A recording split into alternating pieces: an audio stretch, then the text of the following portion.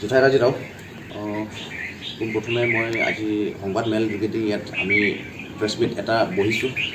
আমি ডিমাচা কমিউনিটি কাৰ্বি আংলঙত থকা স্পেচিয়েলি আমি জইণ্টলি ডিমাচা ছাত্ৰ সন্থা, ডিমাচা ষ্টুডেণ্ট ইউনিয়ন তথা ডিমাচা সাহিত্য সভা আৰু ডিমাচা কালচাৰেল ছ'চাইটি তিনিটা সংগঠনে ডিমাচা মিলিকিনি আমি আজি সংবাদ মেল আয়োজন কৰিছোঁ। কাৰণটো হ'ল যে যোৱা পৰহি এই যিহেতু খেৰণি চাৰিআলিৰ এই ঘটনাটো লৈ যিহেতু তাতে কাৰ্বি ছাত্ৰ সন্থাৰ কেইটামান যুৱ নেতাবিলাকে এই ধাৰণাৰ পৰা আহি থকা সময়ত সিহঁতক কোনোবা বিহাৰী ল'ৰাবোৰ কোৱা শুনিছোঁ আৰু মিছক্ৰেণ্টবিলাকে তেখেতক এটেক কৰিছে। তো সেইটোৰ কাৰণে আমি ছাত্ৰ সন্থাৰ ফালৰ পৰা বা ডিমাচা কমিউনিটিৰ ফালে হয় আমি নিন্দা কৰিছোঁ আৰু ধিক্কাৰ জনাইছোঁ।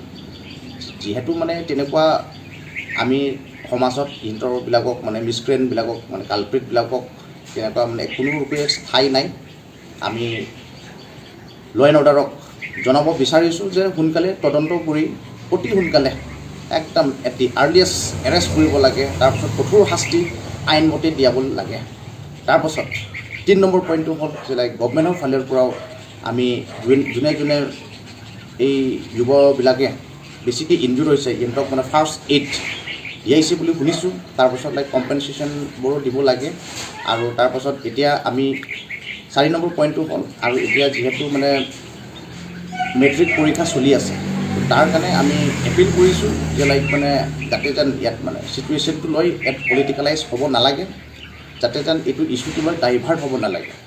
যিহেতু এতিয়া নিৰ্দোষী এতিয়া স্কুল পঢ়ি থকা ষ্টুডেণ্ট ছাত্ৰবিলাকে এতিয়া কিছুমান সেইদিনা মই ভাইৰেল ভিডিঅ' দেখা পাইছিলোঁ যে কিছুমান মেট্ৰিক ষ্টুডেণ্টে মেট্ৰিক দিব নোৱাৰিলে। ইমান দুখৰ কথা। এই ঘটনাটো লৈ যাতে যেন আৰু এইটো পলিটিকেল কালাৰ আনিব নালাগে, সেইটো কাৰণে মই এপিল কৰিছোঁ অন্য পলিটিকেল পাৰ্টিবিলাকক। এইটো কোনো পলিটিকেল কালাৰ অনা কথা নহয়। ইয়াত যোনটো ঘটিব নলগা ঘটনা ঘটিছে এইটো নোহোৱাৰ কাৰণে আমি ধিক্কাৰ জনাইছোঁ আৰু আমি নিন্দা কৰি কণ্ডেম কৰিছোঁ। তাৰপাছত আমাৰ ডিমাচা সাহিত্য সভাৰ ফালৰ পৰা ছেক্ৰেটাৰী সত্যব্ৰত কেম্প্ৰাই ডাঙৰীয়া কিবা এটা ক'ব আপোনালোকক। জুঠাই নমস্কাৰ কাদম। ইতিমধ্যে যোনটো যোৱা পৰহি 15 ফেব্ৰুৱাৰী 2024 খেৰণি চাৰিআলিৰ যোনটো অপ্ৰীতিকৰ ঘটনা, যোনটো তীব্ৰ গৰিহণাযোগ্য, এইটো কাণ্ডটো দেখি কিনি আমি দেখা পাই কিনি বহুত গভীৰভাৱে দুখ পাইছোঁ। আৰু স্পেচিয়েলি তাত আমাৰ কাৰ্বি ভাইসকল কিছুমান জখম হৈ গৈছে, ইনজৰ্ড হৈছে। আমিতো স্পটতো দেখা নাই, হ'লেও যিবিলাক হস্পিটেলাইজ হৈছিলে সেইবিলাকক দেখি আমি গম পাইছোঁ যে এইটো বহুত এক্সট্ৰিমলৈকে গৈছে, যোনটো হ'ব নালাগিছিলে। এনেকুৱা ধৰণৰ গৰিহণাক আমি এজ এ ডিমাচা সাহিত্য সভা Karbi Anglong district committee on behalf of all Dimasa community হৈ কিনি আমি কণ্ডেম কৰোঁ। আৰু যিসকল ব্যক্তি তাত অসামাজিক কাৰ্যকলাপত লিপ্ত হৈ আছিলে একোজনক সিহঁতে পুলিচে সিহঁতক গ্ৰেপ্তাৰ কৰিব লাগে আৰু আইনগতভাৱে শাস্তিমূলক প্ৰদান কৰিব লাগে। এনেকুৱা ধৰণৰ যিকোনো ব্যক্তিক, যিকোনো আমাৰ জাতিৰেই নহওক, আমাৰ নিজৰ জাতিৰেই নহওক, এনেকুৱা ধৰণৰ যিকেইটা এণ্টি ছ'চিয়েল এক্টিভিটিছত লিপ্ত হৈ থাকে আমি ষ্ট্ৰংলি কণ্ডেম কৰোঁ এনেকুৱা ধৰণৰ ব্যক্তিক।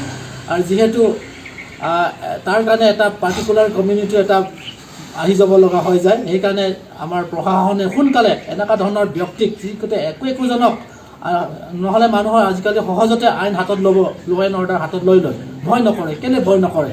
সেইকাৰণে শাস্তিমূলক ব্যৱস্থাটো অলপ ষ্ট্ৰং হ'ব লাগে সিহঁতৰ ওপৰত। সেইকাৰণে মই আহ্বান কৰোঁ আৰু যিসকল ব্যক্তি ইনজৰ্ড হৈছে সেই ব্যক্তিসকলক ইতিমধ্যে চিকিৎসা হৈ আছে, সেইসকলক আৰোগ্যৰ বাবে আমাৰ কাৰ্বি আংলং জিলা প্ৰশাসনে সিহঁতক তত্বাৱধান ল'ব লাগে। আৰু লগতে কম্পেনচেশ্যনৰ এটা ছাফিচিয়েণ্ট এমাউণ্ট কম্পেনচেশ্যন যিসকল ব্যক্তিক দিব আছে সেইবিলাক দিব লাগে। আৰু লগতে আমাৰ যিহেতু বৰ্তমান মেট্ৰিক আৰু হায়াৰ ছেকেণ্ডেৰী পৰীক্ষা চলি আছে বৰ্তমানত, আৰু সেইসকল ষ্টুডেণ্টসকলে বিনা নিৰ্দোষত সিহঁতৰ অসুবিধাত পৰিব লগা হৈছে এই বেয়া দিনটোৰ কাৰণে। সেইকাৰণে আমি বিচাৰোঁ কাৰ্বি আংলঙৰ যিসকল দল সংগঠন আছে, দায়িত্বশীল দল সংগঠন আছে, এই বন্ধটো যাতে নিদিয়ে আৰু গাড়ী চলাচলত যাতে ষ্টুডেণ্টবিলাক যেতিয়া অহা যোৱা কৰে তেতিয়া সিহঁতক যাতে অসুবিধা নাপায়, তাৰ কাৰণে ৰিকুৱেষ্ট কৰিছোঁ। আৰু এনেকুৱা ধৰণৰ ঘটনা পুনৰাবৃত্তি নহ'বৰ কাৰণে প্ৰশাসনে কঠোৰভাৱে যিসকল দোষী সেইসকলক শাস্তি দিবলৈ আমি অনুৰোধ জনাইছোঁ। ধন্যবাদ। ধন্যবাদ। আমাৰ মাজত ডিমাচা কালচাৰেল ছ'চাইটিৰ ফালৰ পৰা ছেক্ৰেটাৰী বিনোদ ডাঙৰীয়া আছে, তেখেতক মই দুই এষাৰ নাম উঠাই এই যিটো যোৱা পৰহি যিটো ঘটনা ঘটি গৈছে, সেইটো আমি সৰু ডিমাচা হৈ পেলাই আমি বহুত মনত আঘাত পাইছোঁ। গতিকে আমাৰ ফালৰ পৰা আমি ইমানে ক'ব বিচাৰিছোঁ যে যি ঘটনা কৰিছে সেইসকলক মানে উচিত তদন্ত কৰি শাস্তিমূলক দণ্ড দিব লাগে আৰু তেনেকুৱা আগন্তুক নহ'বৰ কাৰণে মই মানে আহ্বান কৰিছোঁ। তাৰপাছতে লাইক এতিয়া আমি শুনিবলৈ পাইছোঁ যে লাইক মানে অহা 19 আৰু 20 তাৰিখে মাননীয় ডক্টৰ তুলিৰাম ৰংহাং, কাৰ্বি আংলং সাহিত্য পৰিষদৰ কাৰ্যবাহী সদস্য, তেখেতে মানে এই যিমানটো ইয়াত এই SDC দল, তাৰপিছত কাৰ্বি আংলঙৰ যিমানটো চিভিল অৰ্গেনাইজেশ্যন, ছ'চিয়েল অৰ্গেনাইজেশ্যন চবক মানে এপেক্স বডিবিলাকক মাতিছে মিটিং এটা আৰ্বৰেটাম ডিপোত। মই আশা কৰোঁ যে লাইক তাতে নিশ্চয় কিবা এটা ভাল সিদ্ধান্ত লৈ কিনে কিবা ষ্টেপ লোৱাটো আমি ভাল পাইছোঁ আৰু কিবা নিশ্চয় এটা পিছৰ বাৰ্তা এটা যাব তাতে। মই এইটো আশা কৰোঁ। আমি আশাবাদী যে লাইক আমি কাৰ্বি আংলং ইমান ধুনীয়া দেশ যে এনেকুৱা ঘটনা হঠাৎকৈ হোৱাটো, যিহেতু মানে ইয়াত ইলিগেল মাইগ্ৰেণ্ট বেছি হোৱা কাৰণেও আমি সম্ভাৱনা বেছি দেখা পাইছোঁ। তাৰপাছত লাইক ইয়াত যিহেতু এতিয়া BGR আৰু PGR ওপৰলৈ যি চলি আছে সেইটো আমি তাতে ক'বলগীয়া নাই। তথাপিও এইটো চৰকাৰে মানে আইনৰ ব্যৱস্থা লৈ আছে চাগে, আৰু নিশ্চয় এতিয়া 20 তাৰিখে নিশ্চয় এটা ভাল ফলাফল নিশ্চয় কিবা এটা ওলাব বুলি আমি আশা ৰাখিছোঁ। আৰু সেইটো কাৰণে এতিয়া আমি ডিমাচা জাতি পিচ লাভাৰ আমি সকলো ৰাইজক আহ্বান কৰিছোঁ যে আহক শান্তিৰ কাৰণে আমি একেলগে কাম কৰিম।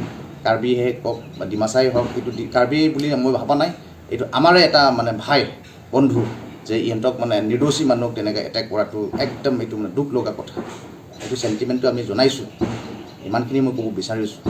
ধন্যবাদ।